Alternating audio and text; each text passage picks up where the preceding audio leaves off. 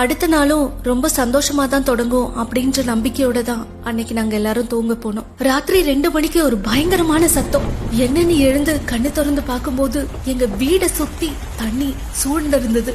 திரும்பி என் குடும்பத்தை பார்க்கும்போது யாருமே இல்ல. என் பேர குழந்தையோட கை விரல் மட்டும் என்னால பார்க்க முடிஞ்சது. அட்லீஸ்ட் அவளையாச்சும் எப்படியாவது காப்பாத்திடணும் அப்படின்னு சொல்லி நீந்தி அவளை என் கையால புடிச்சு தூக்கிட்டேன். அதுக்கப்புறம் என் ஒரே லட்சியம், என் உயிரை கொடுத்தாச்சு இவளை நான் காப்பாத்திடணும் அப்படின்னு மட்டும்தான் இருந்தது. கண்ணு கெட்டுற தூரம் வரைக்கும் ஃபுல்லா இருட்டு. அந்த இருட்டுலயும் எப்படியோ நீந்தி தப்பிக்க முயற்சி பண்ண ஆரம்பிச்சோம். நாங்க போயிட்டு இருக்கும்போது ஒரு 2 மாடி கட்டிடம் இடிஞ்சு தரமட்டமா உள்ள போய்கிட்டு இருக்கு. நாங்க தப்பிச்சு ஓடி ஒரு காட்டுக்குள்ள போயிட்டோம். காட்டுக்குள்ள கொஞ்சம் தூரம் ஓடினதுக்கு அப்புறம் பார்த்தா எங்களுக்கு எதிரில 3 காட்டு யானை, அதுவும் ஒரு கொம்பன் யானை எங்க கிட்ட நெருங்கி வந்தது. நாங்க ஒரு பெரிய துயர்ல இருந்து ஓடி வந்திருக்கோம். தயவு செஞ்சு எங்களை எதுவும் பண்ணிடாத, என் குழந்தை எனக்கு காப்பாத்தியே ஆகணும் அப்படின்னு அது முன்னாடி கதறணும்.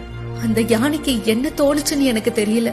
அது கண்ணீர் விட தொடங்குச்சு. அதுக்கப்புறமா ஓடுறதுக்கு சக்தி இல்லாம நாங்க அங்கேயே மயங்கிட்டோம். காலையில சூரிய வெளிச்சம் வரும்போதுதான் நாங்க கண்ணை திறந்து பாக்குறோம்.